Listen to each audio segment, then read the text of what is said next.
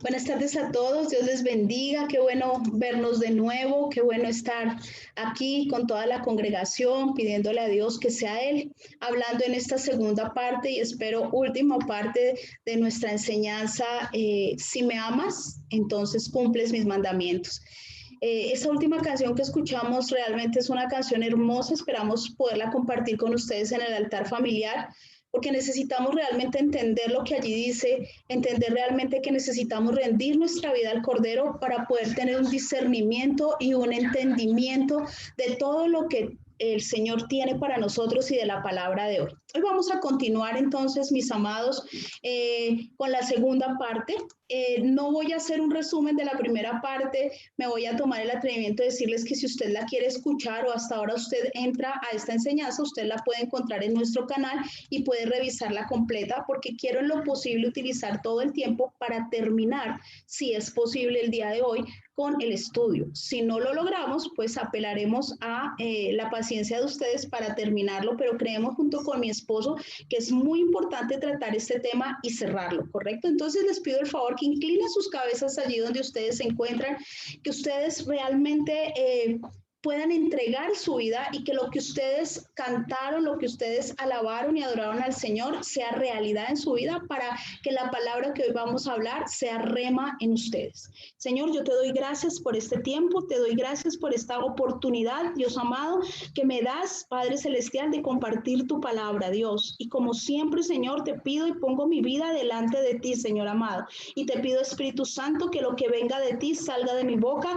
y lo que no, Señor, seas tú mismo, Dios, guardando esas palabras, Señor amado. Pero si aún así saliere algo de mi boca que no viene de ti, que no está respaldado por la palabra, Padre, que tuviese que ver con emociones o sentimientos, te pido, Señor amado, que lo quites del corazón de mis hermanos, de la mente de mis hermanos y que te lo lleves, Señor amado.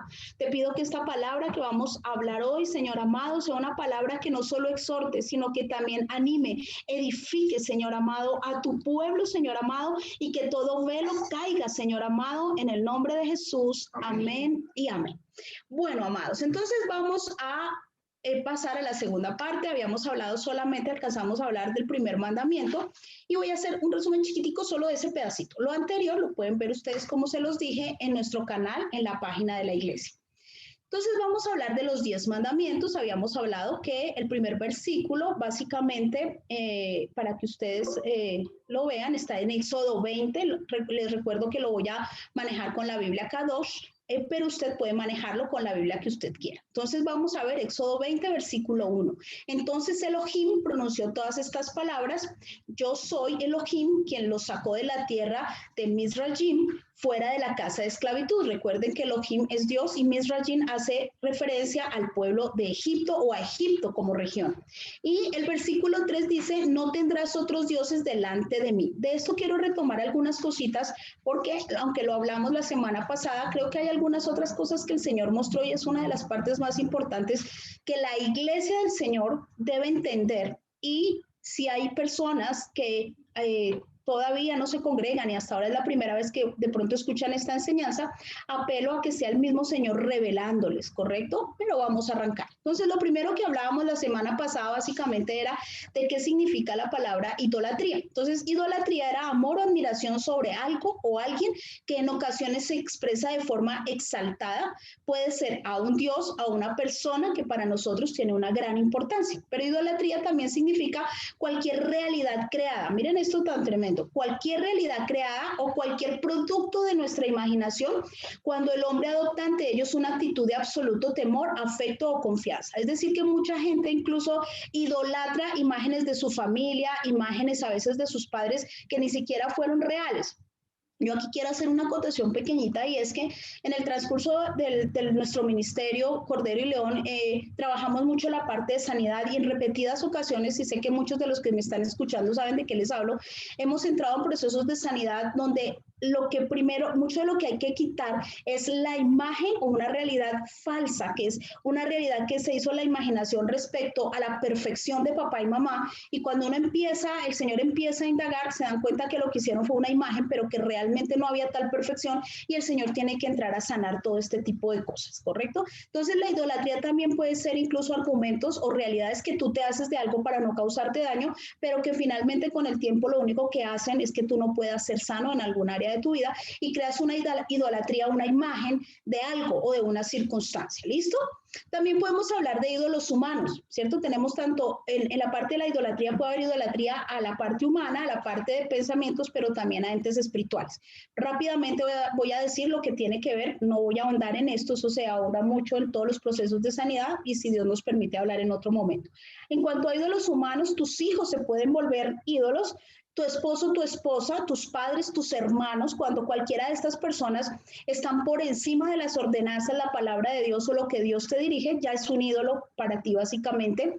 Las familias extendidas se vuelven ídolos a veces cuando ya tú te has casado, ¿cierto? Y te impiden cumplir el propósito y las ordenanzas de la palabra con respecto al matrimonio, hablo de los casados, que entonces el esposo sigue dependiendo de su familia extendida y la pone por encima de la esposa, o la esposa, que hay muchos casos que las mujeres siguen dependiendo de sus mamás de una forma que no tiene ningún orden bíblico. Eso es idolatría, porque obviamente hay que entender el mandato del Señor.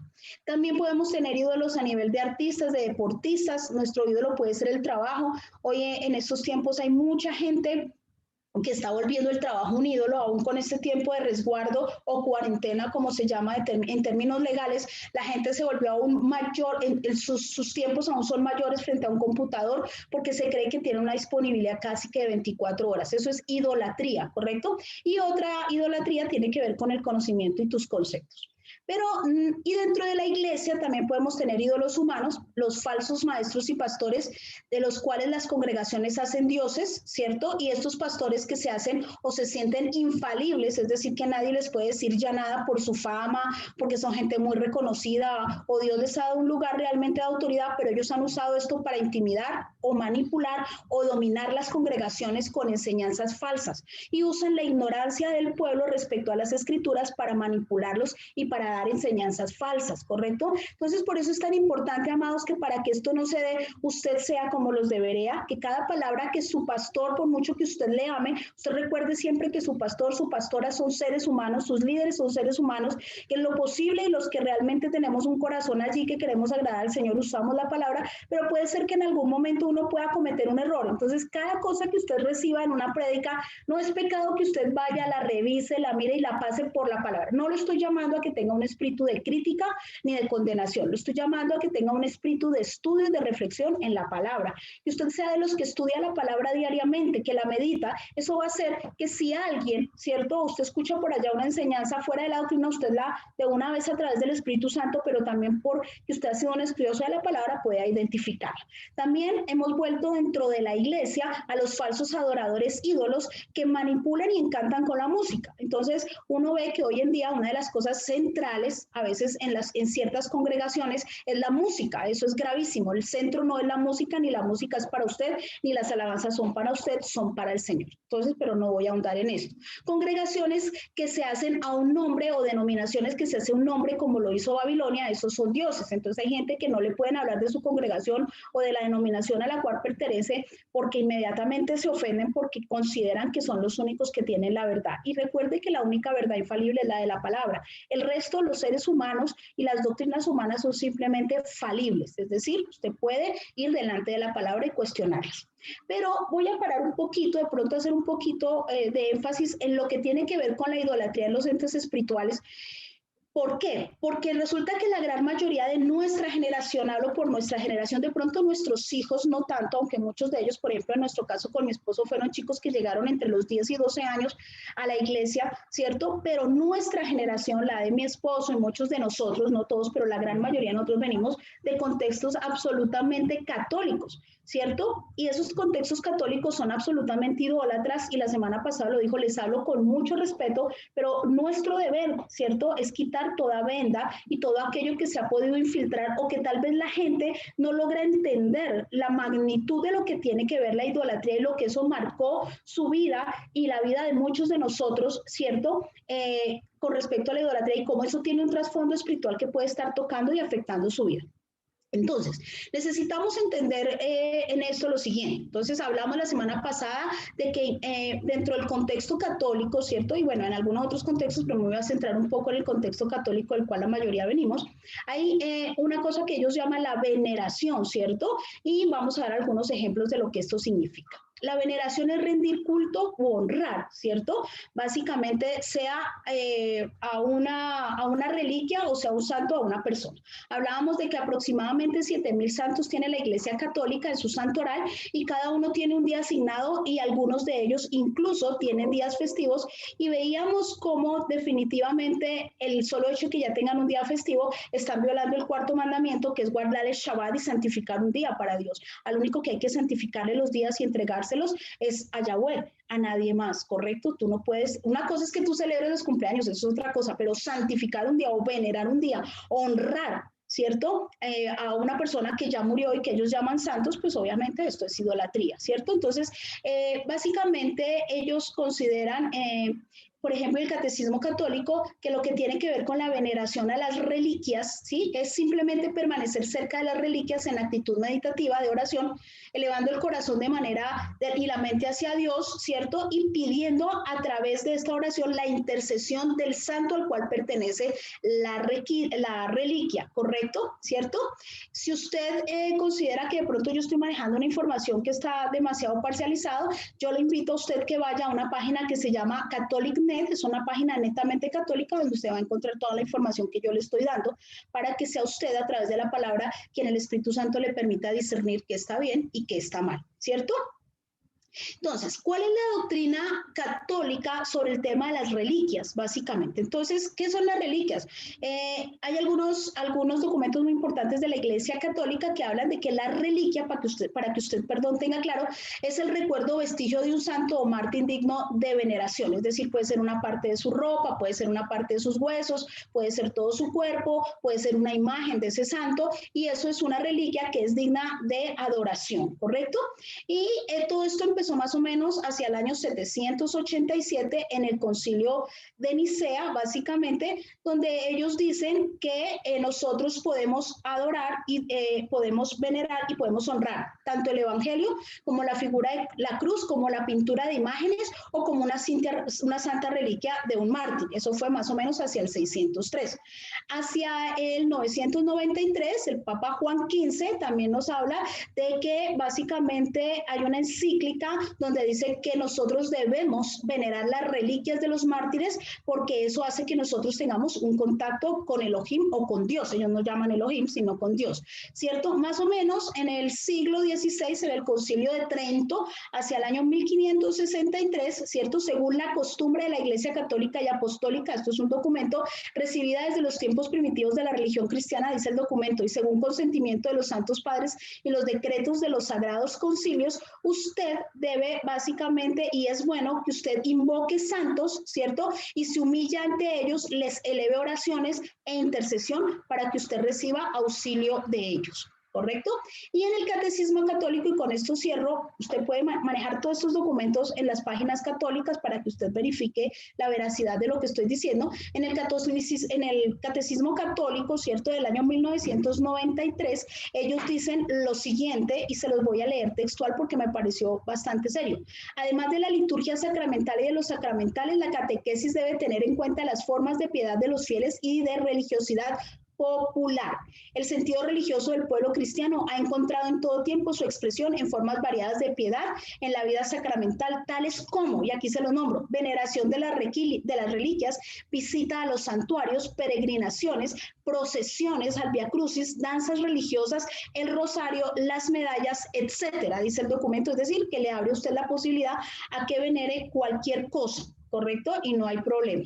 Y en el año 2002, el Concilio Vaticano ratifica todo lo que yo les estoy dando, lo que les estoy hablando respecto a la adoración, adoración, dicen algunos textos, en otros veneración y honra a los santos utensilios, vestidos, manuscritos y objetos que han estado en contacto con cuerpos de mártires o de santos, ¿cierto? Y también básicamente conforme a la doctrina católica, eso se lo resumo, para ellos, si alguno de ustedes alguna vez fue a misa, en el altar mayor está estipulado por ordenanza básicamente de los diferentes concilios que debajo debe haber la reliquia o los huesos de un santo para que ese altar tenga básicamente una validez ante ellos. ¿Listo? Entonces necesitamos tener mucho cuidado y eso es lo que dice básicamente. Bueno, sin embargo, ¿qué nos dice Deuteronomio 18? Y quiero que usted vaya a Deuteronomio 18, versículo 9 respecto a esto. Dice, amonestación contra las costumbres paganas. Dice, cuando ustedes entren en la tierra de Yahweh su Elohim, que Elohim les está dando, no, escuchen lo que dice la palabra, no aprenderán a seguir las prácticas abominables de aquellas naciones.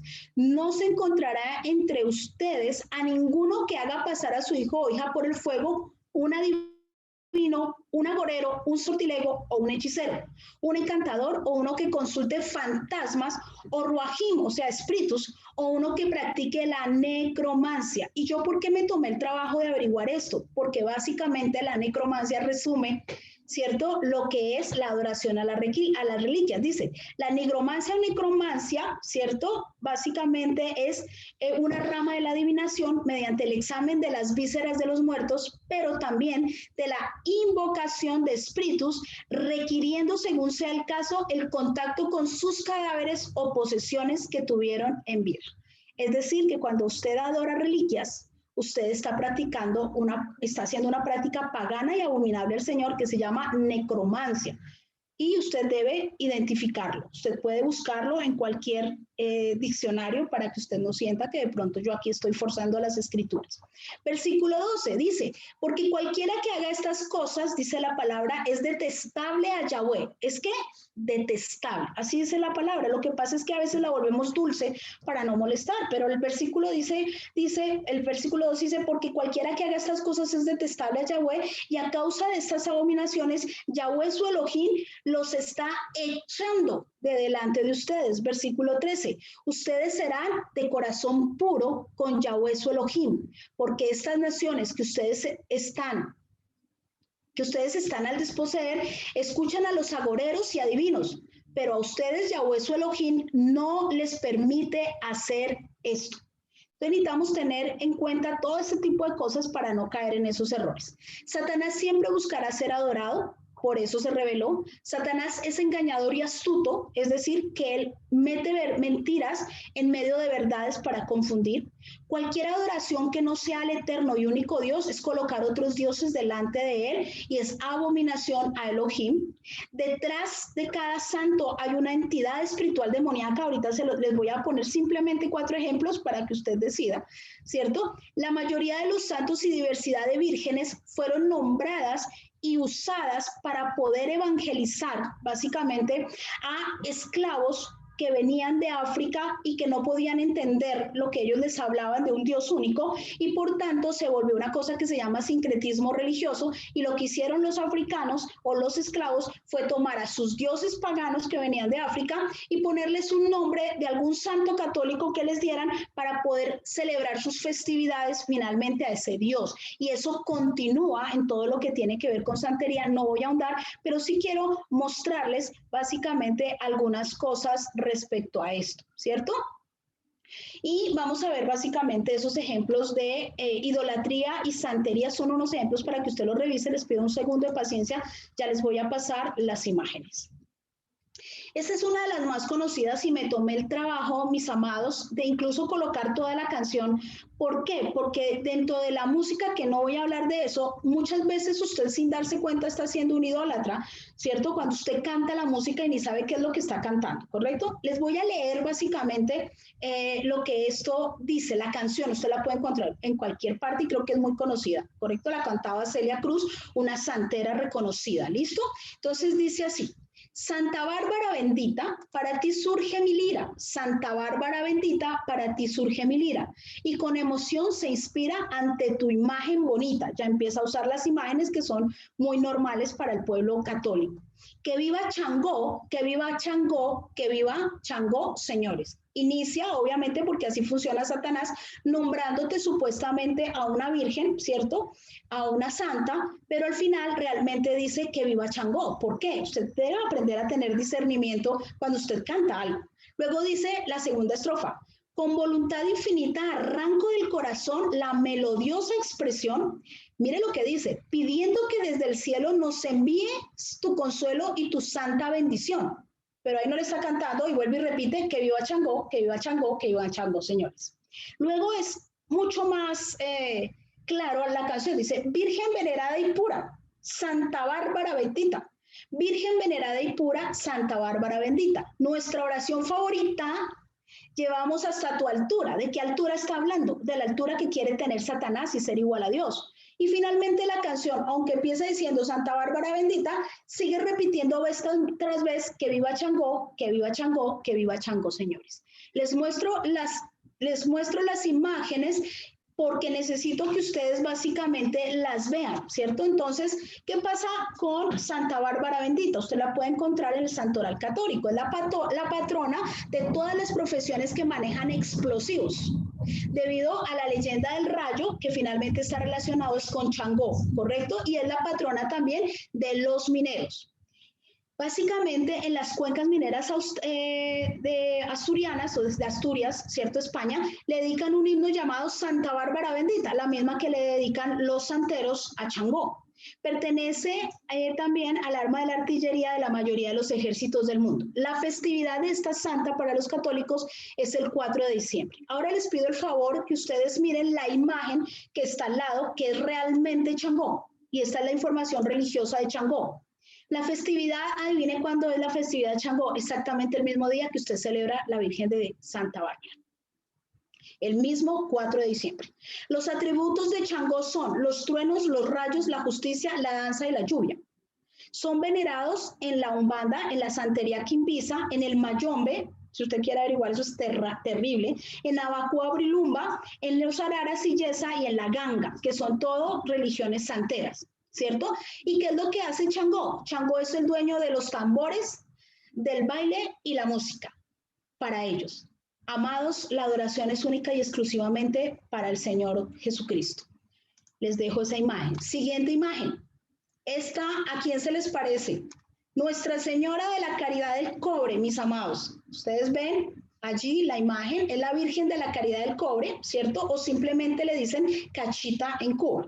Es la patrona de toda la nación cubana. Este nombramiento fue proclamado por el Papa Benedicto XV en el año 1916. En un viaje realizado por Juan Pablo II a Cuba en 1998, coronó con gran dignidad a la Virgen como patrona de Cuba. Pueden ustedes ver la imagen. Pero resulta que Nuestra Señora de la Caridad del Cobre realmente desde la parte del sincretismo es Oshun. En Yoruba, Oshun. Es una de las deidades de la religión Yoruba. Gravísimo.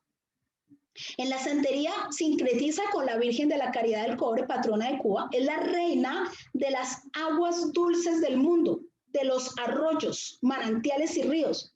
Y personifica el amor y la fertilidad, que si usted lo pasa a términos nuestros, simple y sencillamente es la inmoralidad sexual.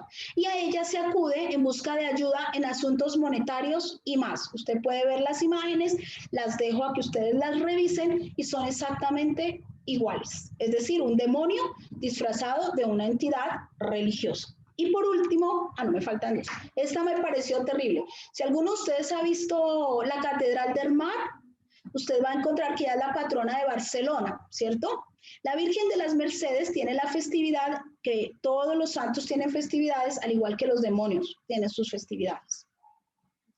La festividad tiene el 24 de septiembre y es la patrona de las cárceles e instituciones penitenciarias, así como es la patrona de los cautivos, ¿correcto? Pero mire, realmente cuando la parte sincrética de la Virgen de las Mercedes es Obatalá, usted la ve ahí. ¿Por qué me tomé? La original realmente es la que usted ve donde dice Barcelona, esa es la original. Pero me llama la atención que cuando usted empieza a revisar lo que es santería cubana, usted no le muestran esta imagen que ustedes ven como en madera, sino lo que ellos muestran es, ellos de frente le dicen a usted, mire, Obatalá es lo mismo que para ustedes la Virgen de las Mercedes y la representan vestida de blanco igual que Obatalá. La festividad de Obatalá, y me parece, usted revíselo, diría por ahí la profeta Jimena, ahí se los dejo, festividad del Señor Obatalá, el 25 de diciembre. Y el 24 de septiembre también lo celebran en la santería. Los atributos de Obatalá, imagínense en quién es Obatalá para ellos. Es el creador de la tierra y el escultor del ser humano y padre de todos los orichas. Orichas son espíritus hijos o demonios hijos que ellos llaman, ¿correcto? Son los orichas son los espíritus hijos, ¿cierto? Como Changó. Changó es un espíritu hijo de Obatalá. Es venerado en la santería y en Umbandá. Y el patronazgo es dueño de todo lo blanco, de la cabeza, de los pensamientos y de los sueños, amados. Sigamos. San Lázaro. ¿Quién no ha oído desde el contexto católico a San Lázaro, que es el santo de los enfermos y de los pobres? Y esa es la imagen católica que tienen de San Lázaro, es el patrón de los pobres, de los enfermos, y continúa vivo, esto sacado de una página católica, continúa vivo en la devoción de muchas personas, en particular de la comunidad gay mundial, amados, y de los seguidores de la tradición yoruba en Cuba, donde se le conoce como el milagrero. Su fiesta es el día 17 de diciembre, la fiesta de San Lázaro. Pero San Lázaro realmente en la religión yoruba es Babalú Ayen, es el oricha de la lepra, casi nada, de la viruela, de las enfermedades venéreas y en general de las pestes y la miseria. Imagínense. Su nombre viene del yoruba Babalóye y en África se le conoce bajo la denominación de Sampona o Sakpatá por ser la viruela y la lepra enfermedades mortales, ¿correcto? En la santería lo utilizan o lo invocan para hacer daño mal a las personas. Creo que hasta ahí tenemos la presentación, ¿correcto? Porque me tomé el trabajo de mostrarles esto. No es ni por asustarlos ni por intimidarlos, pero creo que a veces es importante que veamos las cosas como son. A veces nosotros, y aquí perdónenme que les diga lo siguiente, somos idólatras hasta de lo que cantamos cuando no cantamos en las cosas del Señor. Porque cuando cantamos al Señor, ahorita vamos a ver que podemos estar faltando un mandamiento si no cantamos con entendimiento, pero en este caso somos idólatras a veces de la música y no sabemos ni lo que cantamos, ¿correcto? Entonces, simplemente se los mostré y le pido a Dios que traiga revelación en todo esto, básicamente para continuar. ¿Listo? Y el versículo 4 de lo que veíamos leyendo, básicamente dice, entonces ya venimos leyendo Éxodo, vamos a ver el versículo 4. Ya vimos toda la primera parte, no tendrás dioses delante de mí. Pero por alguna razón él pone el siguiente mandamiento, ¿cierto? Porque sabe que cuando usted sigue un Dios, el ser humano tiende a hacer imágenes para poder tener algo visible a que adorar, ¿correcto? Entonces el versículo 4 nos dice, no harás para ti imagen tallada de ningún tipo. No entiendo en qué parte nos perdimos. Ahí dice, no te harás para ti imagen tallada de ningún tipo de representación, de ninguna cosa arriba en el cielo, debajo de la tierra o en el agua, debajo de la línea de la orilla. Es decir, no te harás imagen, ya. No te inclinarás a ellas ni las servirás. Todo lo contrario que les he mostrado de lo que viene de toda la tradición y también lo que viene con la santería, la brujería, la nueva era y demás. Porque yo, Elohim, soy un Elohim celoso. Yo soy un Elohim o un Dios celoso. Y él castiga, dice, castigando a los hijos por los pecados. Y esto está relacionado con la idolatría y con hacer imágenes. De los padres hasta la tercera y cuarta generación de aquellos que me odian. Por eso es que cuando tú conoces del Señor, lo primero que uno debe hacer y ayudar a las personas es a que renuncien bajo revelación del Espíritu Santo a toda la idolatría que venía de nuestros padres, nuestros abuelos y demás, porque eso me toca a mí. Pero cuando yo llego y renuncio, ¿cierto? Cuando yo tengo un entendimiento de eso, pues inmediatamente la maldición es cortada. Eso está en Éxodo 34, 17 y en Levítico 19, 4 y Levítico 26, 1. Deuteronomio 4, 15 al 18 dice, guardad pues mucho vuestras almas, pues ninguna figura visteis el día que Jehová habló con vosotros en medio del fuego, para que no os corrompáis y hagáis para vosotros escultura, imagen de figura alguna o efigie de varón o de hembra. Más claro, no canta un gallo, decían por ahí. Deuteronomio 27:15 dice, maldito el hombre que hiciere escultura o imagen de fundición, abominación a Jehová, obra de mano de artífice, y la pusiera en lo oculto, ¿correcto? Versículo 6 de Éxodo 20 dice, pero exhibiendo misericordia hasta la milésima generación de aquellos que me aman y obedecen mis mitzvot, o mis ordenanzas, o mis leyes, o mis estatutos, ¿correcto? Ordenanza, entonces, lo que trata de decir acá es que si usted rompe, que fue lo que le acabo de decir, no se preocupe, porque la misericordia va a ir hasta, no la tercera y cuarta, va a ir hasta la milésima generación de aquellos que le aman. Pasa mucho más allá la misericordia que el castigo. Es tremendo ver nuestro Dios como es de misericordioso. Yo les hablaba de que obviamente solamente a través del Espíritu Santo podemos cumplir sus ordenanzas, porque hay 613 preceptos, ¿cierto?, que están en el Pentateuco.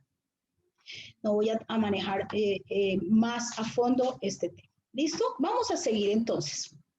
Y Marcos 7:13 dice de la siguiente manera. Entonces quiero que usted vaya básicamente a Josué 24, versículos 14 al 15, para cerrar estos primeros mandamientos que hemos hablado. Dice, ahora pues, temed a Jehová y servidle con integridad y en verdad, y quitad de entre vosotros los dioses a los cuales sirvieron vuestros padres.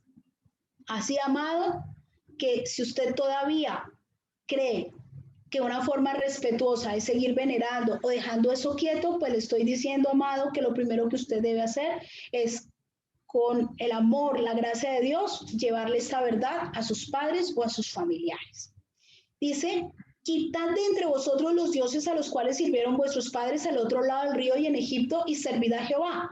Y dice en el versículo 15, y si mal os parece servir a Jehová, escogeos hoy a quién servís, si a los dioses a quienes sirvieron vuestros padres cuando estuvieron al otro lado del río, o a los dioses de los amorreos en cuya tierra habitáis. Pero yo y mi casa serviremos a Jehová. Amén. Amén. Marcos 7:13 nos dice, y aquí ya es Nuevo Testamento, o postrer testamento, o pacto, como usted lo quiera llamar.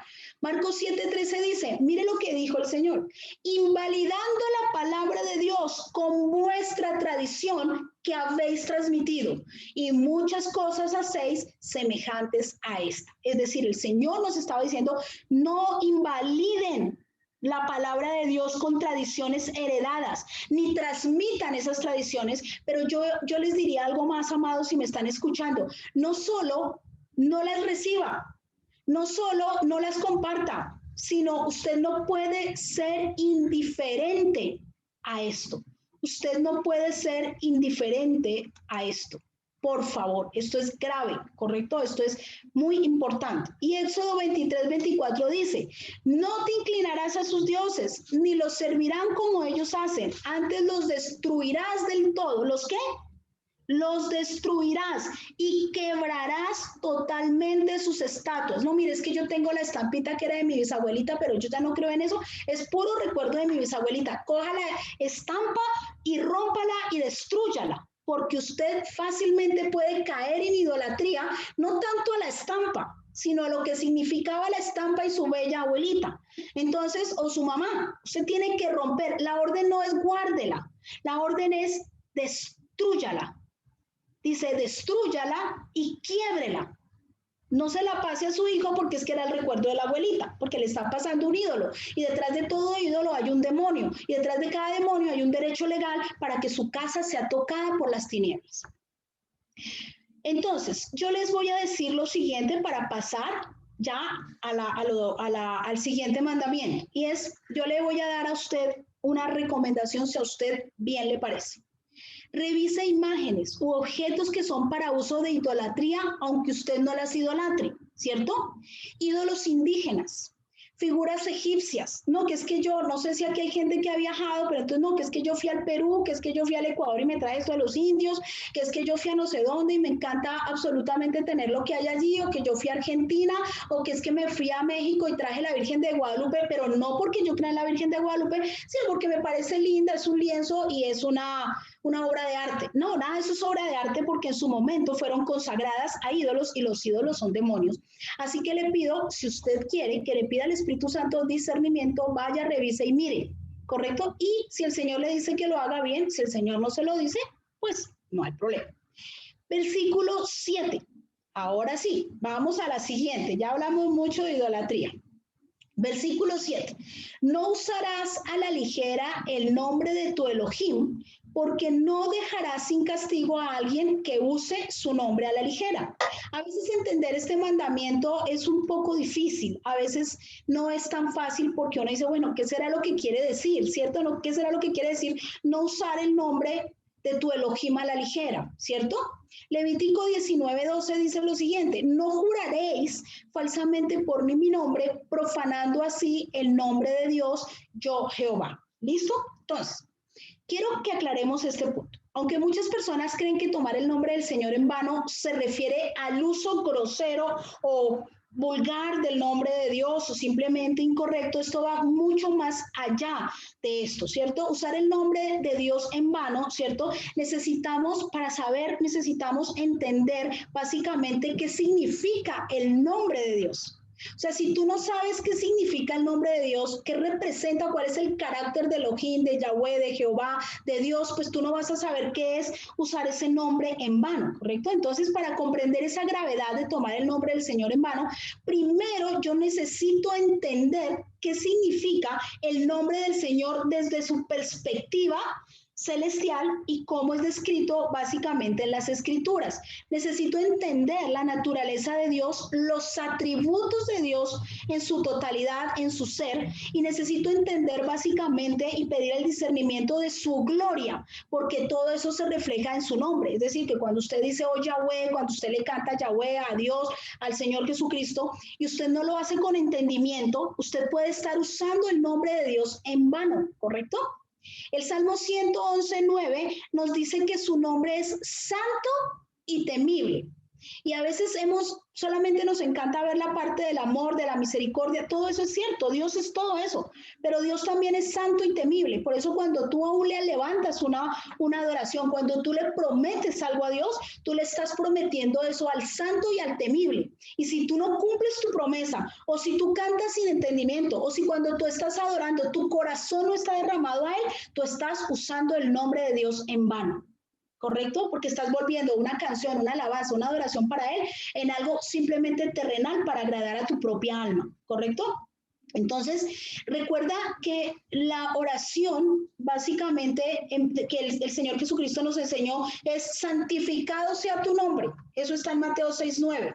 Es decir, que todo lo que usted haga, ¿cierto? Cuando usted lo nombre a Él, cuando usted ore a Él, usted tiene que entender que Él no solamente es santo, también es temible, ¿correcto? Y por eso la misma palabra dice, si tú prometes algo a Dios, no tardes en cumplirlo. Mira, Señor, yo te prometo que si sanas a mi mamá, entonces te voy a servir.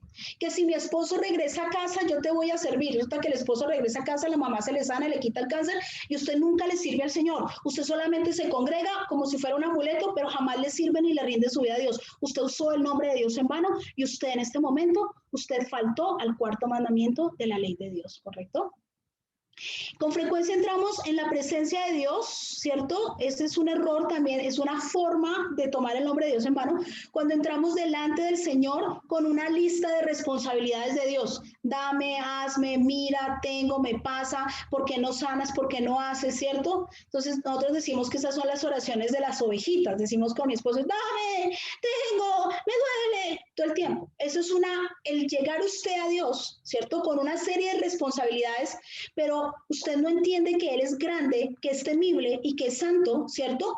Eso hace que haya un enorme abismo entre lo que usted cree que es Dios, lo que es Dios, y en cualquier momento usted puede estar usando el nombre de Dios en vano. Es decir, lo puede estar usando como un amuleto de buena suerte para que a usted le vaya bien. El que se nos permite incluso venir delante de su trono es simple y sencillamente por causa de su gracia y de su amor misericordioso. Eso está en Hebreos 4:16. Por eso nosotros nunca debemos subestimar esa gracia. Si Dios, tú le pides algo y tú no ves la respuesta, con el solo hecho de que seas salvo, con eso para ti es suficiente. El resto es pura misericordia de Dios, ¿correcto? Entonces, necesitamos entender que cualquier uso del nombre de Dios que lo deshonre o deshonre su carácter es estar tomando el nombre de Dios en vano. Usted debe entender que al Dios al que usted le canta, al Dios al que usted adora, al Dios al cual usted en este momento, del cual usted está recibiendo la palabra, es un Dios omnipotente, omnipresente, omnisciente, santo, infinito, bondadoso, justo, misericordioso, inmanente, ¿cierto? Que existe por sí mismo, que es increado. Él no tiene una mamá, no hay ninguna madre de Dios, porque Él es increado. Cuando tú dices que es la mamá de Dios, que es la mamacita de Dios, tú estás tomando el nombre de Dios en mano y tú estás haciendo abominación para Yahweh, porque Él es increado. Nadie lo creó, y si tiene mamá, entonces tendrá que tener papá por algún lado. Entonces, eso no es correcto, correcto, Él es trascendente, es eterno, es inmutable, es decir, no cambia, y inmanente es que todo lo llena en todo, es sabio, soberano, es fiel, pero también Él es amor. El tercero de los 10 mandamientos prohíbe tomar o usar el nombre del Señor en una forma irreverente porque eso indicaría una falta de respeto a Dios mismo, correcto, perdón, estoy hablando del tercero, no del cuarto. Una persona que usa incorrectamente el nombre de Dios, del Señor, no será dado por inocente, dice Éxodo 27, si usted quiere, vaya y revise, ¿cierto? En Levítico 19:12 dice que usted debe cumplir las promesas que usted le haga a Dios. En nuestro caso, usted pasándolo a nuestro contexto, ¿cierto? Lo que nosotros como creyentes debemos hacer para no tomar el nombre de Dios en vano, aunque usted no lo nombre, dice Mateo 5:33 al 37, es que tu hablar sea sí y tu hablar sea no, o tu sí sea sí o tu no sea no, y que cualquier cosa intermedia es pecado. Es decir, por favor, solo hable lo que es sí y lo que es no, y mucho menos ponga a Dios como testigo de cualquiera de sus situaciones. Hay gente que usa y no lo tenía acá, pero hay gente que dice, no, pero confía en mí que yo soy cristiano. Ay, Dios mío, después dan unos testimonios que uno dice, Señor, es como si hubieran juramentado por el nombre de Dios, ¿cierto? Tenemos que entender que usar el nombre de Dios en vano tiene un sentido mucho más amplio, ¿cierto? Mucho más grande, ¿cierto? Aquellos que mencionan el nombre de Cristo, que oran en su nombre y que toman su nombre como parte de su identidad, pero que deliberada y continuamente desobedecen a sus órdenes, están tomando su nombre en vano. Yo lo he hablado con muchas personas de forma privada. Si usted no está seguro, si usted siente que no está listo para vivir una vida cristiana de testimonio, por amor de Dios, no diga que es cristiano. Cállese la boca, diga que usted está pensándolo. No escriba en su perfil que usted es cristiano, porque usted, más que estar dando un mal testimonio, aquí estoy hablando de forma personal, usted está tomando el nombre de Dios en vano y la palabra dice que Él no tendrá por inocente al que lo haga. Así que usted está tentando al Señor, su Dios, y el Señor no debe ser tentado. La palabra dice, no tentarás al Señor, tu Dios. A Jesucristo se le ha dado el nombre sobre todo nombre, ante quien se debe doblar toda rodilla. Eso está en Filipenses 2, del 9 al 10. Y cuando asumimos el nombre de cristiano, lo debemos hacer con la comprensión de lo que esto significa. Si usted es cristiano, si usted dice yo soy cristiano, mi vida debe estar de rodillas delante de Dios. No digo que físicamente todo el tiempo de rodillas, me refiero su corazón debe estar de rodillas, su vida debe estar humillada. Si no, es mejor que usted guarde ese nombre y lo respete, ¿correcto? Si profesamos ser cristianos, pero actuamos, pensamos y hablamos de una manera mundana o profana, estamos tomando su nombre en vano, ¿correcto? Cuando nosotros representamos inadecuadamente a Cristo, ya sea intencionalmente o por ignorancia, porque puede suceder, de la fe cristiana, como se proclama en las Sagradas Escrituras, estamos tomando el nombre del Señor en vano. Entonces, mi amado, yo le doy una recomendación, si a usted le parece, léase la Biblia de Génesis a Apocalipsis, porque para decir que es cristiano no le basta leer el Evangelio de Juan. No le basta leer la carta de Hebreos. Claro que si lee la carta de Hebreos ha avanzado usted muchísimo si el Señor se la revela. Pero no le basta. No, es que eso del Antiguo Testamento no es para mí. Entonces usted no se puede llamar cristiano. Porque todo el primer pacto revela al Cristo que usted dice adorar. Y el Señor Jesús era judío y él cumplía toda la ley, cumplía toda la Torá. Así que usted no puede decir que es cristiano y hacer lo contrario, ya lo vimos en la primera parte. Cuando decimos que lo amamos, pero no hacemos lo que Él nos manda, que eso está en Lucas 6:46, estamos tomando su nombre en vano y estamos en peligro de escucharle decir, nunca os conocí, apartaos de mí en el día del juicio final. Si usted quiere, vaya a Mateo 7, versículos 21 al 23. Usted no puede decir que lo ama e incumplir sus mandamientos. Si me aman, cumplirán mis mandamientos o la Torá. El nombre del Señor es santo como Él es santo. El nombre del Señor es una representación de su gloria, del Creador de los cielos y la tierra, de su majestad, de su deidad suprema. A veces venimos al servicio o venimos a la adoración sin entender a quién estamos adorando. Y eso es grave porque usted entonces está tomando el nombre de Dios en vano. Está incumpliendo el tercer mandamiento. El nombre del Señor es una representación de todo esto que les dije. Debemos estimar y honrar su nombre mientras lo reverenciamos y glorificamos. Hacer algo menos que eso es tomar su nombre en vano. ¿Quedó claro? Tercer mandamiento. Vamos para el cuarto. Aquí voy a ser muy cuidadosa con lo que voy a hablar. Vamos del versículo 8 al 11. Y aquí quiero orar por usted para que el Señor, durante el tiempo que continúa, el Señor le revele a usted qué significa el Shabbat. Yo solamente voy a nombrar algunas cosas que me parecen importantes que usted las identifique. Versículo 8. Recuerde el día del Shabbat, para nosotros el sábado, pero realmente el sábado no como nosotros lo conocemos, porque cuando nosotros vamos a los nombres de la semana, esos nombres tienen que ver con dioses griegos y dioses romanos, ¿cierto? Sábado significa Saturno, pero Shabbat significa santo, muy diferente. ¿Correcto? Primera mentira, ¿cierto? Entonces, recuerde que el día Shabbat, dice el versículo 8, recuerda el día Shabbat para apartarlo para Elohim. Recuerda el día Shabbat para apartarlo para Elohim. ¿Por qué se toma el versículo 8 el trabajo de decir recuerda? Porque se nos olvida. Si no, él no diría recuerda, como nosotros no dice recuerda. Porque algo que se le olvida al hombre, sobre todo cuando en estas épocas tan complicadas de tanto trabajo, es descansar.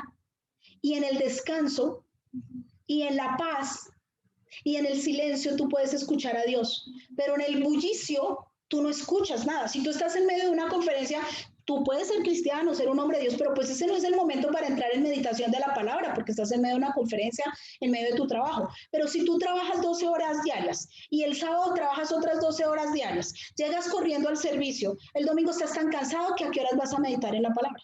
No puedes. Entonces, por eso el Señor te dice, recuerda el día Shabbat para apartarlo para Elohim. Y apartarlo no es que estoy tan cansada que me voy a ver todas las series, entonces son 8 episodios de la segunda temporada y me las veo en 2 horas. Ahí no aparto nada.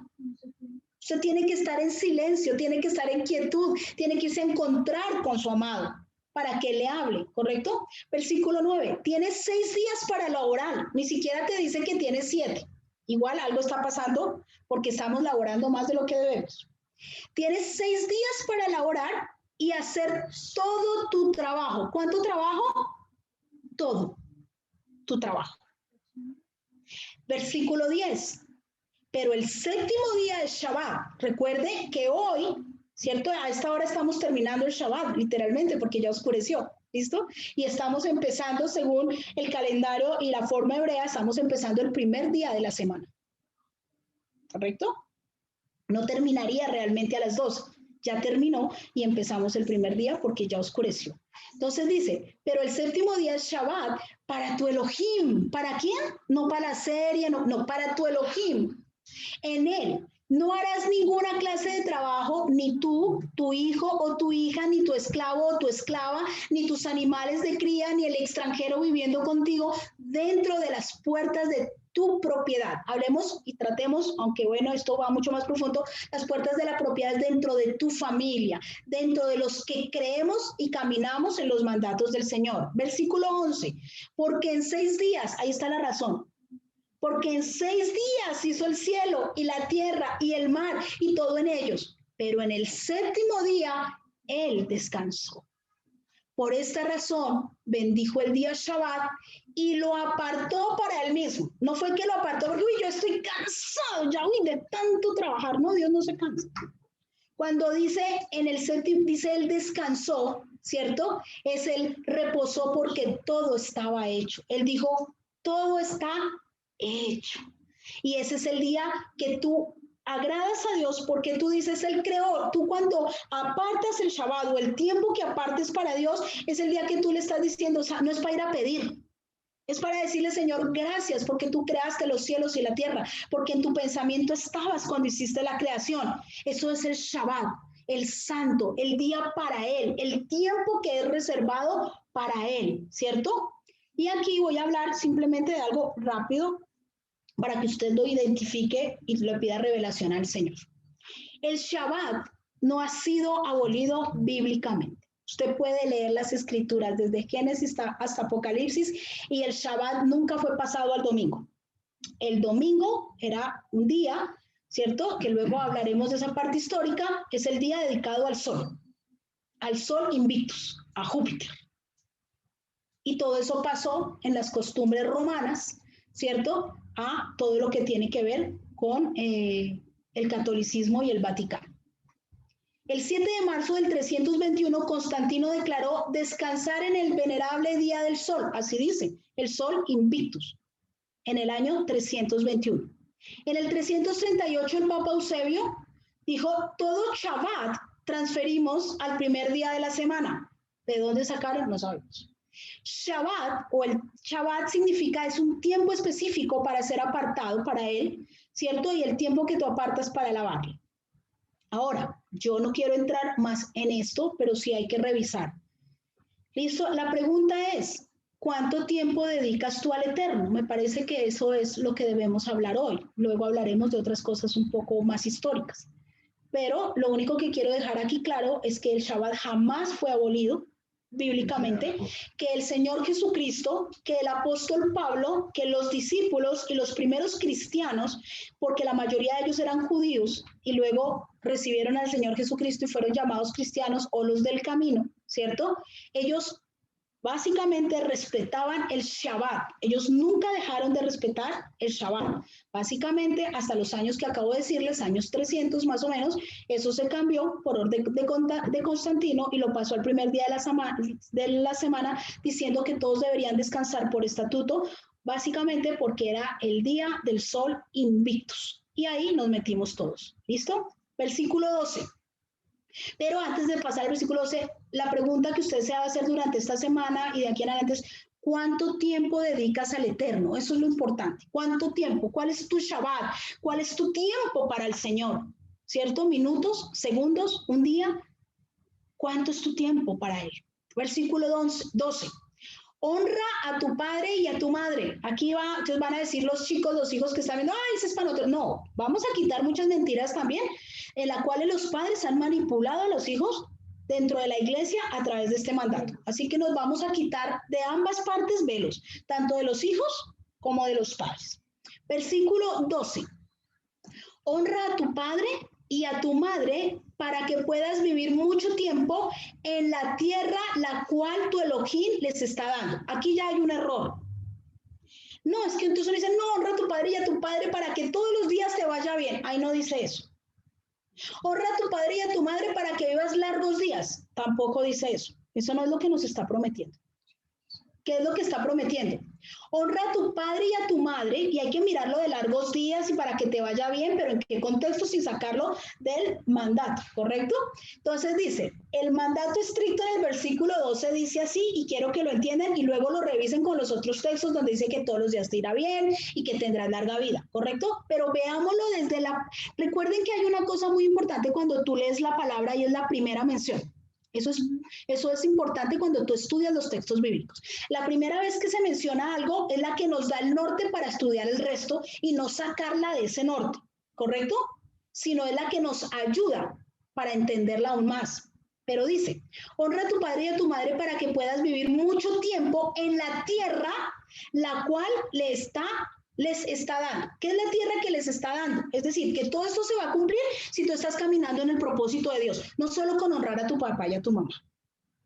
Si tú estás caminando en el propósito de Dios, te va a ir bien en ese propósito. Vas a estar largo tiempo y hasta que se cumpla el propósito. Estos son largos días. Acuérdense que el apóstol Héctor siempre nos dice, nuestra cobertura nos dice, él tiene una frase muy bonita, dice, yo soy eterno hasta que se cumpla el plan de Dios en mí. ¿Cierto? Entonces eso es básicamente lo que nos está diciendo, pero usted puede ir a Deuteronomio 27:16, Mateo 15:4, 19:19, Marcos 7:10, Marcos 10:19, Lucas 18:20 y Efesios 6:2, donde simplemente los nombra. Pero para poder entender esto, necesitamos entender qué es lo que a veces nos pasa, que nosotros, ay, honra, sabemos qué es honrar. Lo primero que necesitamos saber para honrar a alguien es qué es honrar. Honrar es sentir y mostrar respeto por una persona. Mire tan lindo, no solo mostrar respeto, es sentir el respeto. Hay muchos hijos que muestran respeto por costumbre, por tradición, porque les enseñaron que hay de que usted le levante la mano a su mamá porque le cae, que le va a ir mal toda la vida. Entonces usted muestra respeto, pero usted no está sintiendo ese respeto. El honrar es tanto sentirlo como mostrarlo. Es valorarlos. Honramos a nuestros padres y a nuestras madres cuando agradecemos todo lo que han hecho por nosotros y demostramos eso a través de tener en cuenta los consejos que están acorde al orden de Dios. ¿Listo? ¿Por qué? Porque Proverbios 17:6 dice, la hermosura de los hijos son sus padres. La hermosura de los hijos. O sea, mis amados hijos, nosotros somos la hermosura de ustedes, lo que los embellece. ¿Usted se imagina eso tan lindo? ¿Qué es honrar? Honrar es aceptar también su autoridad, ¿correcto? Necesitamos aceptar la autoridad y lo dice la palabra en Colosenses 3:20. Hijos, sean obedientes a sus padres en todo, porque esto es muy agradable al Señor, ¿cierto? De hecho, el Señor Jesucristo, cuando usted va a la palabra, Él se sujetó a sus padres, aún siendo el Hijo de Dios. Otra forma de honrarlos es tratarlos con respeto. Eso está en Levítico 19:3, está en Hebreos 12:9, ¿cierto? El respeto no solamente tiene que ver con el hecho de mostrar algo, sino también de sentirlo, pero también del comportamiento que usted tenga delante de sus padres. Ellos merecen ese respeto al hablarles, al tratarlos. Desafortunadamente hay algo que pasó y lo estaba hoy meditando. Algo que pasó más o menos entre los años 70 y 80 y es que entró la psicología a nuestros hogares mal llevada. Entonces el cuento, los hijos se volvieron amigos de los papás y los papás básicamente quisieron volverse amigos de sus hijos y se perdió el respeto. No le tenga miedo a su papá, no, su papá es su amigo y entonces eso uno no sabe en esa casa quién es quién. Se chancean, hacen una cantidad de cosas que definitivamente denotan un irrespeto hacia la honra de los padres. Entonces hay que ser muy cuidadosos con una cosa es que a medida que tú vas creciendo, tu relación va cambiando con tus padres y otra cosa es que tú creas que tu papá está a tu mismo nivel. Tu papá no está a tu mismo nivel. Tu papá es la autoridad y siempre será la autoridad. Cuando ya tú eres adulto, pues obviamente tu relación cambia en una relación de mayor madurez, pero nunca cambiará el nivel de autoridad. Ahora, quiero con esto quitar los conceptos erróneos, porque a veces solo llegamos hasta este punto y hay padres que manipulan a los hijos con este concepto, hijos que permiten ser manipulados. Algunos creen que honrar significa que sus padres se pueden meter en su matrimonio y controlarle su matrimonio, porque hay que honrarlos. No. La Biblia enseña que la unión entre el esposo y la esposa tienen prioridad sobre las demás relaciones familiares. Lo dice Génesis 2:24, ¿cierto? Entonces, usted no puede permitir que su papá o su mamá controlen su matrimonio, así sean cristianos, en aras de que usted lo honra. Por encima de sus padres, una vez usted se casa, está su cónyuge. Lo que algunos creen, que los padres son los que tienen la máxima autoridad. No, la máxima autoridad la tiene la palabra de Dios. No, sus padres tienen autoridad, no la máxima autoridad, ¿correcto? Tenemos que obedecer a Dios como gobernante más bien que a los hombres, ¿correcto? Entonces, cuidado, papás, con venir ustedes a manipular eso. Lo que algunos creen. Los hijos quieren honrar a sus padres y deben seguir su misma religión. Entonces, no es que ¿cómo hago? Tengo que honrarlo, pero mi mamá es católica y va a misa y ella me dice que la acompañe a la misa de los 20 años de muerto del abuelito. Entonces tengo que irla porque ¿cómo la deshonro? No, eso no es honrar a su mamá. Eso es seguirle manteniendo la venda y que el día que su mamá no conozca al Señor, no se va a ir con el Señor ni se va a ir para el cielo, sino se va a ir para el infierno. Entonces, honrarla es respetarla, pero honrarla no es seguir las costumbres de ella. ¿Correcto? Cuidado con eso. ¿Listo? Porque la verdad es la que los hará libres. Y una forma de honrarla a sus padres, si ellos todavía no conocen del Señor, es compartirles.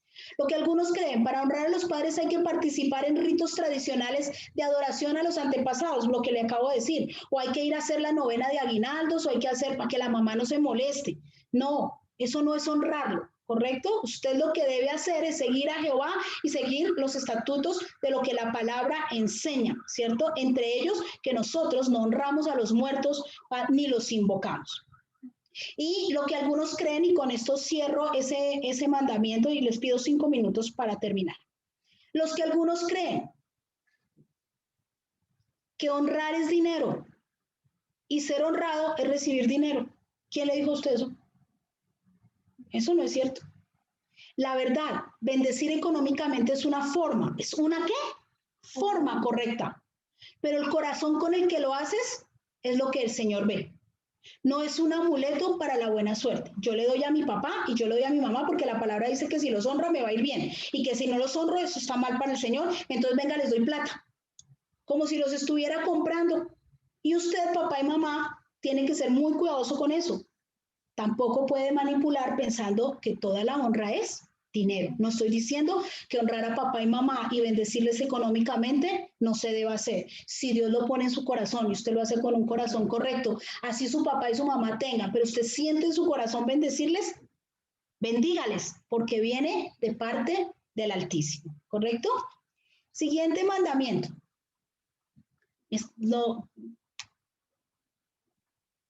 Bueno.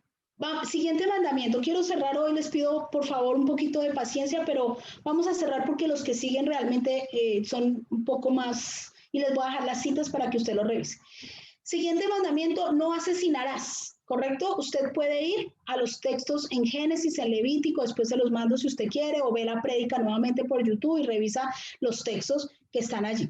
Pero vamos a ir a 1 de Juan 3:15, básicamente. 1 de Juan 3:15 dice, nosotros sabemos que hemos pasado de muerte a vida porque amamos a los hermanos. El que no ama permanece en muerte. Todo el que aborrece a su hermano es homicida y vosotros sabéis que ningún homicida tiene la vida eterna permanente en él. Entonces, ¿qué es asesinar? Es cuando tú aborreces a tu hermano, tú debes perdonarlo, tú debes soltarlo en las manos de Dios para no ser un homicida. Y Mateo 5:21 lo dijo el mismo Señor Jesucristo. Oíste que fue dicho a los antiguos, no matarás, y cualquiera que matare será culpable de juicio. Pero yo os digo que cualquiera que se enoje contra su hermano será culpable de juicio, y cualquiera que diga necio a su hermano será culpable ante el concilio, y cualquiera que le diga fatuo quedará expuesto al infierno de fuego. Eso lo dijo el Señor Jesucristo. Versículo 23. Por tanto, si traes tu ofrenda al altar y allí te acuerdas de que tu hermano tiene algo contra ti, deja allí tu ofrenda delante del altar y anda, reconcíliate primero con tu hermano y entonces ven y presenta tu ofrenda. Solo quiero hacer una acotación para que usted revise esto y el Señor se lo revele, pero quiero hacer una acotación acá. Recuerde que, como no estoy diciendo, tenemos que perdonar a todos, sean hermanos o no sean hermanos, pero cuando la palabra habla de hermano, el hermano, dijo el Señor Jesucristo, es quien hace la voluntad del Padre. Es decir, si no es una persona que cree en el Señor Jesucristo, es una creación de Dios, pero no es tu hermano.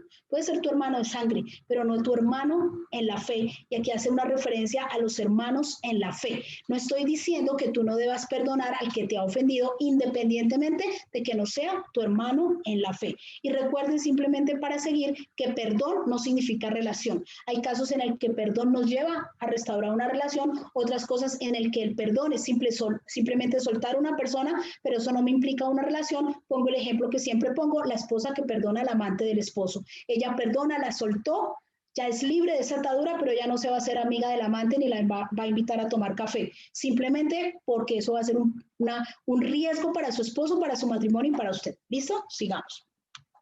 Versículo 14. No cometerás adulterio. No cometerás adulterio. ¿Qué es adulterar?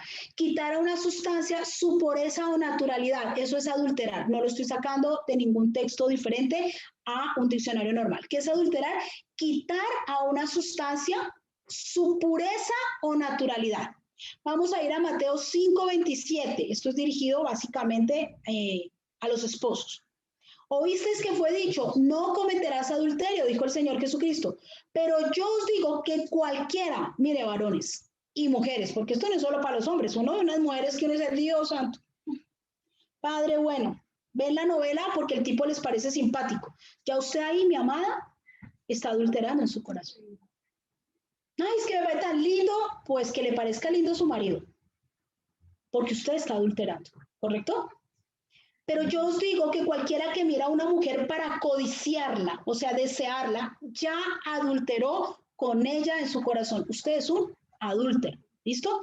Por tanto, si tu ojo derecho te hace ocasión de caer, sácalo y échalo de ti, pues es mejor que se pierda uno de tus miembros y no que todo tu cuerpo sea echado al infierno. Y si tu mano derecha es ocasión de caer, córtala y échala de ti. Uno podría decir, y voy a ser muy breve y continúo. Pero la pornografía es adulterar. La masturbación es adulterar. Porque tu corazón, hablo de los hombres casados, tu corazón y de las mujeres casadas, tu corazón debe estar rendido a tu esposo. Y tu cuerpo es para complacer a tu esposo y el de tu esposo para complacerte a ti, no para complacerse únicamente ustedes, ¿correcto? Y sigo con esto porque no quiero tocar más el tema. Hebreos 13:14 dice, sea el matrimonio honroso en todos y el lecho matrimonial sin mancilla, porque a los inmorales y a los adúlteros los juzgará Dios. Aquí habla de fornicación y otras cosas que hoy no vamos a hablar. Deuteronomio 4:2. No añadiréis nada. ¿Por qué metí esto acá? Porque adulterar también tiene que ver con la palabra. No añadiréis nada a la palabra que yo os mando, ni quitaréis nada de ella para que guardéis los mandamientos del Señor vuestro Dios que yo os mando. Es decir, cuando tú coges la palabra y la diluyes, cuando tú usas la palabra para que la gente se sienta bien, pero no es la palabra literal, tú estás adulterando y eres culpable de adulterio. ¿Correcto? No robarás. Básicamente, ¿qué es no robar? Pues todos saben qué es no robar, pero yo voy a hacerlo muy sencillo, ¿correcto? Primero, pedir prestado y no tener la intención de pagar. Eso es robar. Pedir prestado, no poder pagar y luego decir, como no pude pagar, dejemos así. No, nada se deja si usted robó. Eso es robo. Y usted está haciendo, el enemigo puede estarlo teniendo allá financieramente por eso, ¿correcto? No pagar impuestos es robar. Y cuando usted compra música pirata, ropa pirata, las manillas piratas, el anillo que es de no sé dónde, pero yo me lo compro pirata en el centro, usted está robando, ¿correcto? No aprovechar lo que nos es dado. Ejemplo, cuando los hijos no aprovechan el estudio y su papá y su mamá le pagan un colegio, una universidad, usted está robando a sus papás. Robar tiempo de trabajo en las empresas y así sucesivamente. Usted ore y piense, pregúntele a Dios en qué cosas puede estar robando. Voy a dar un texto, básicamente no voy a hablar de él, pero usted revíselo respecto a no robar. Malaquías 3 versículos del 8 al 10. ¿Robará el hombre a Dios? Pues vosotros me habéis robado y dijisteis en qué te hemos robado, en vuestros diezmos y ofrendas. Versículo 9. Malditos sois con maldición porque vosotros, la nación toda, me habéis robado. Versículo 10. Traed todos los diezmos al alfolí y haya alimento en mi casa y probadme ahora en esto, dice Jehová de los ejércitos. Si no, os abriré las ventanas de los cielos y derramaré sobre vosotros bendición hasta que sobreabunde. El Señor los revele. Mateo 23:23. Ay de vosotros, escribas y fariseos hipócritas, porque diezmáis la menta y el eneldo y el comino y dejáis lo más importante de la ley, la justicia y la misericordia. Pero voy a esto. Quien dice que Malaquías 3:8-10 no está vigente, el Señor Jesucristo lo hace vigente en Mateo 23:23 cuando dice esto era necesario hacer, es decir, la justicia y la misericordia sin dejar de hacer aquello, es decir, sin dejar de diezmar. Versículo 16. No darás falso testimonio contra tu prójimo. Ya voy a acabar, se los prometí. No darás falso testimonio contra tu prójimo. ¿Qué es dar falso testimonio, amados? Esto es rapidito. Afirmación de una falsedad. Si está por allí cualquier abogado, la profeta Jimena, que es abogada, ella de pronto puede explicarlo mucho mejor. Afirmación de una falsedad, negación de la verdad. Cuando usted usted se calla. No, es que no me quiero meter en problemas. Yo sé que la embarró, pero yo mejor me callo. Usted está siendo partícipe de falso testimonio. Ocultar la verdad o la reticencia. Entonces yo dije, es reticencia. Reticencia son figuras de omisión. Consiste en dejar incompleta una frase. Esa me encantó porque esto es mejor dicho. Destacándose más lo que calla que lo que dice. Ejemplo, si yo hablase, ¿cuántas veces oye uno a la gente decir, ¿sabe qué? Yo no le digo nada, pero si yo hablara, eso es sembrar duda, eso es falso testimonio. Cuando usted calla la verdad es falso testimonio. Cuando usted dice una verdad a medias es falso testimonio. También es falso testimonio el chisme, la murmuración y los rumores y sembrar dudas. ¿Listo? Y por último, terminamos, amados, versículo 17. No codiciarás. Entonces, porque a uno solamente le han enseñado, me acuerdo que la iglesia le decía, y no codiciarás a la mujer del prójimo. No, no es solo la mujer. No codiciarás la casa de tu prójimo. No codiciarás la esposa de tu prójimo. Su esclavo o su esclava, las que le quitan por ahí la empleada a la vecina, ¿no? No es que sea esclava, pero venga que yo le pago mejor. Venga, mijita, y aquí trabaja menos. Eso es codiciar. Y eso, o no. Dígame que no. O codiciar, por ejemplo, el empleado. Entonces, usted sea desleal allá al trabajo, que venga, yo aquí le pago más y trabaja menos. No, una cosa es que usted le ofrezca más y la persona libremente decida tomar eso. Y otra cosa es que usted lo compre. Su buey, su asno, ni nada, ni qué, dice el versículo, ni nada que pertenezca a tu prójimo. Usted puede ir a Romanos 7 y a Romanos 13, 9. ¿Qué es codiciar? La codicia es la ambición desmedida y exaltada de dinero, de bienes o de cualquier tipo de riqueza u objeto. La codicia es considerada un vicio, es decir, es algo que ya está dentro de nosotros, para mí es una presencia espiritual, que lleva a alguien a querer acaparar más de lo que necesita. Usted no ha visto que usted dice, y perdóneme aquí de pronto voy a ser un poquito explícita a veces con la mujer, entonces, no, si tengo el zapato rojo, tengo que tener la cartera roja, pero es que ya tiene roja, no, pero es que esa tiene que ser una roja clarita porque el zapato es rojo clarito, pues ya tiene la roja, ¿sí? Ya si usted quiere darse el gusto de otra cosa, pero a veces sopeso de que hay una situación económica difícil, usted tiene que tenerla, y si no la tiene, usted se siente mal y se angustia. Una cosa es que yo la quiero, pero si no la tuvo, no pasó nada, ¿correcto? Entonces es querer tener algo a pesar de que ni siquiera lo necesitan. Las personas codiciosas se identifican por lo siguiente. ¿Listo? Créanme que yo ya hice una lista de todo esto porque usted, el enemigo, lo puede tocar sin darse cuenta. ¿Listo? Entonces, las personas codiciosas se caracterizan porque son egocéntricas. Mis necesidades por encima de las necesidades de los demás. Una actitud envidiosa. Siempre quieren tener lo que tiene el otro. Nunca se sienten satisfechos con lo que tienen. Siempre les hacen falta 5 para el peso. Requieren satisfacer sus necesidades de forma inmediata, por lo cual resultan ser manipuladores. Entonces, no solo es que lo necesito, sino es que lo necesito ya. Y eso hace que usted, como usted a veces no puede pedir las cosas así, entonces viene la lágrima, viene el sollozo, viene, ay, si yo pudiera, no, pues si no se puede, yo como nunca he podido tener eso. Y entonces el pobre que está al frente dice, güey, madre, no, me toca cumplirle la necesidad. Eso se llama manipulación y codicia. Los codiciosos no cuentan con límites a la hora de poder buscar lo que es la satisfacción de sus necesidades. Eso ya va al extremo, ¿sí? Entonces, yo necesito satisfacer mis necesidades y cuando ya va esto al extremo, la codicia termina generalmente en actos criminales. Yo necesito tener, que es lo que usted ve que le ha pasado a nuestra nación con el narcotráfico. Y hemos concluido, mis amados. Yo les invito a ustedes, si así a bien lo tienen, revisar las dos partes. Usted puede ir con calma, ponerle pausa, seguir, busque las citas bíblicas, todo lo que yo les he dicho, pásenlo por la palabra. Y quiero pedirles solo un favor especial de mi parte, y es, si usted tiene personas a las cuales les puede compartir esta enseñanza, sería muy importante. Pero primero usted esté seguro si creen lo que va a compartir, o si no, mejor quédesela para usted. ¿Listo? Entonces, el Señor les bendiga. Les pido el favor, inclinen sus cabezas. Vamos a orar para cerrar el servicio y le doy gracias por su paciencia porque sé que me extendí 15 minutos más de lo usual. Por favor, incline su cabeza y vamos a terminar. Señor, te damos gracias por este tiempo. Gracias por tu palabra. Gracias por tus enseñanzas, Señor. Gracias, Padre, pero yo te pido, Dios, que esa palabra sea pasada, Señor, a través de tu santa palabra, de tu bendita Torá, como dice mi esposo, Señor amado, que sea cotejada, Dios, a través, Padre Celestial, de las palabras del Altísimo, Señor amado. Padre, hoy en el nombre de Jesús, Dios, yo de forma personal, y sé que mis hermanos también, te pedimos perdón, Dios, por haber infringido más de uno de estos mandamientos, Señor amado.